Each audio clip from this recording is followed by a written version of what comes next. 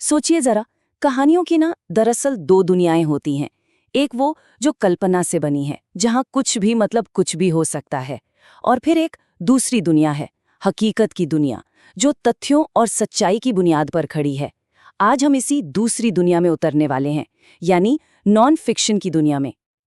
लेकिन एक सवाल है जो हमेशा मेरे जहन में आता है। आखिर किसी कहानी को सच्चा क्या बनाता है? क्या सिर्फ सच बोल देना या कुछ फैक्ट्स बता देना ही काफी है? या फिर सच्चाई को भी एक कहानी की शक्ल देनी पड़ती है? ये जो फिक्शन और नॉन फिक्शन के बीच की लकीर है ना, ये उतनी सीधी नहीं है जितनी हमें लगती है। तो चलो, सबसे पहले इन दोनों दुनियाओं के बीच का जो सबसे बड़ा फर्क है उसे समझते हैं। एक तरफ है फिक्शन, जो हमें कल्पना की उड़ान पर ले जाता है। ये वो कहानियां हैं जो गढ़ी गईं, जो शायद हो सकती थीं। और दूसरी तरफ है नॉन फिक्शन, जिसकी पूरी इमारत फैक्ट्स यानी तथ्यों पर टिकी है। ये उन चीजों के बारे में है जो असल में हुईं, जो हैं और जो कभी थीं। ठीक है, तो अब जरा गहराई में उतरते हैं। ये नॉन फिक्शन आखिर है क्या चीज? देखिए, ये सिर्फ फैक्ट्स की एक लंबी चौड़ी लिस्ट नहीं है। नहीं, ये सच्चाई को पेश करने का एक तरीका है, एक पूरा का पूरा ढांचा है। अगर हम इसे ठीक से डिफाइन करें तो नॉन फिक्शन गद एक ऐसा तरीका है लिखने का जिसमें असल सच्ची घटनाओं, लोगों और जानकारी के बारे में लिखा जाता है, लेकिन मजेदार और दिलचस्प तरीके से। और इसके लिए ना, लिखने वाले वही साहित्यिक तकनीकें इस्तेमाल करते हैं जो फिक्शन में होती हैं। मतलब इसमें भी प्लॉट हो सकता है, कैरेक्टर्स हो सकते हैं, एक सेटिंग हो सकती है। बस फर्क ये है कि मकसद कल्पना नहीं, बल्कि सच्चाई को सामने लाना होता है। तो नॉन फिक्शन की कुछ बहुत ही बेसिक रूल्स हैं, कुछ सिद्धांत हैं। सबसे पहली बात तो ये कि इसकी बुनियाद हमेशा सच और असल घटनाओं पर होती है, और ये जरूरी है कि वो बिल्कुल सटीक हों। लेकिन ये सिर्फ सूखे फैक्ट्स नहीं होते। दूसरा पॉइंट ये है कि पढ़ने वालों को जोड़ने के लिए इसमें कहानी कहने की कला का इस्तेमाल होता है, और इसका मकसद डबल होता है। एक तो जानकारी देना और दूसरा हकीकत के जरिए ही एंटरटेन करना। आपको पता है, नॉन फिक्शन का दायरा बहुत बड़ा है। मतलब इसमें सच्चाई कई अलग अलग शक्लों में हमारे सामने आती है। चलिए आगे बढ़ते हैं और देखते हैं कि ये कौन कौन से रूप हैं। अब देखिए, किसी की जिंदगी की कहानी सुनाने के दो सबसे जाने माने तरीके हैं। एक है बायोग्राफी यानी जीवनी, और दूसरा है ऑटोबायोग्राफी यानी आत्मकथा। बायोग्राफी में क्या होता है? कोई लेखक किसी और की जिंदगी के बारे में लिखता है, अक्सर उनके जन्म से लेकर मौत तक। लेकिन ऑटोबायोग्राफी में इंसान खुद अपनी कहानी लिखता है। जाहिर है, ये ज्यादा पर्सनल होती है, और इसमें वो वही किस्से चुनता है जो उसे सबसे ज्यादा जरूरी लगते हैं। और लिस्ट यहीं खत्म नहीं होती। नॉन फिक्शन में और भी बहुत कुछ है, जैसे एस्से या निबंध, जो किसी एक खास टॉपिक पर लिखने वाले का नजरिया बताते हैं। फिर आते हैं ट्रैवलॉग यानी यात्रा वृतांत, जिसमें लेखक अपने सफर के अनुभव शेयर करता है। डायरी तो हम सब जानते ही हैं, अपने पर्सनल थॉट्स और घटनाओं का रिकॉर्ड। और एक होता है मेमोयर यानी संस्मरण, जो जिंदगी के किसी खास हिस्से या घटना पर फोकस करता है।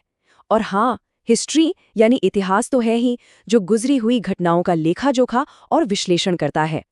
ये सब सच्चाई को बयां करने के ही अलग अलग तरीके हैं। तो अभी तक हमने बात की कि नॉन फिक्शन में क्या लिखा जाता है।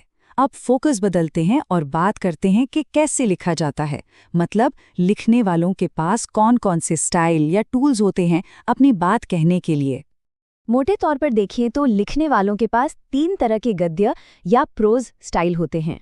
पहला है नैरेटिव, दूसरा डिस्क्रिप्टिव और तीसरा है एक्सपोजिटरी।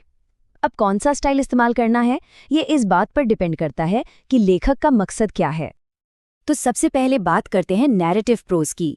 जैसा कि नाम से ही लग रहा है, नैरेटिव मतलब नरेट करना या कहानी सुनाना। ये स्टाइल घटनाओं को एक के बाद एक बताता है, एक कहानी की तरह। इसका मेन फोकस इस पर होता है कि समय के साथ क्या क्या हुआ। ये बिल्कुल क्लासिक कहानी सुनाने वाला अंदाज है। अब आता है डिस्क्रिप्टिव प्रोज यानी वर्णनात्मक। इसका काम है शब्दों से एक तस्वीर पेंट करना। ये किसी इंसान, जगह या चीज के बारे में ऐसे बताता है कि पढ़ने वाले के दिमाग में उसकी पूरी इमेज बन जाए। मतलब आप उसे अपनी आंखों के सामने महसूस कर सकें। और आखिर में है एक्सपोजिटरी प्रोज यानी व्याख्यात्मक। इसका काम एकदम सीधा साधा है, किसी टॉपिक के बारे में समझाना, जानकारी देना। इसका मेन मकसद एंटरटेनमेंट नहीं, बल्कि नॉलेज देना है। जैसे हमारी टेक्स्ट बुक्स या कोई साइंटिफिक आर्टिकल, वो सब एक्सपोजिटरी राइटिंग का ही बढ़िया उदाहरण है। चलिए, अब कुछ असल उदाहरण देखते हैं। कुछ ऐसी किताबों के बारे में जानते हैं जिन्होंने नॉन फिक्शन की दुनिया में अपनी एक अलग जगह बनाई। इतिहास में ऐसे कई काम हुए हैं जिन्होंने सच में हमारी दुनिया को देखने का नजरिया ही बदल दिया। नॉन फिक्शन की जो विरासत है वो बहुत पुरानी और बहुत पावरफुल है। आप देखिए 1651 में थॉमस हॉब्स की लेवियातन से लेकर, जिसने पॉलिटिकल फिलॉसफी को बदल दिया, 1929 में वर्जीनिया वुल्फ की अ रूम ऑफ वन्स ओन तक, जिसने फेमिनिज्म पर एक नई बहस छेड़ दी। इन जैसी किताबों ने राजनीति, विज्ञान, समाज, हर चीज पर एक गहरा असर छोड़ा है। और यहीं पर एक बहुत ही दिलचस्प फैक्ट है। क्या आप जानते हैं कि किसी भारतीय लेखक की तरफ से इंग्लिश में लिखी और छापी गई पहली किताब एक ट्रैवलॉग यानी यात्रा वृतांत थी? हाँ, 1794 में डीन मोहम्मद की the travels of Dean Mohammed. इससे पता चलता है कि नॉन फिक्शन हमेशा से ही अपने विचारों और अनुभवों को दुनिया के साथ बांटने का एक कितना जबरदस्त जरिया रहा है। तो अब हम आखिर में इस सवाल पर आते हैं कि इन सच्ची कहानियों में इतनी ताकत क्यों होती है? ये हमारे लिए इतनी जरूरी क्यों है?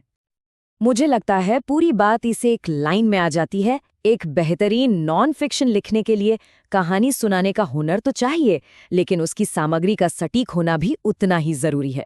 बस यही कॉम्बिनेशन है, एक तरफ 100% सच और दूसरी तरफ उसे बताने का दिलचस्प अंदाज, जो नॉन फिक्शन को इतना पावरफुल बनाता है। तो मैं आपको एक सवाल के साथ छोड़कर जाता हूँ। जरा सोचिए, अगर किसी कहानी को सच भी होना हो तो इस दुनिया में अब तक की सबसे शक्तिशाली कहानी कौन सी होगी? शायद इसका जवाब उन्हीं सच्ची कहानियों में कहीं दफन है, जिन्होंने सिर्फ इतिहास बनाया बल्कि हमारी और आपकी सोच को भी हमेशा के लिए बदल दिया।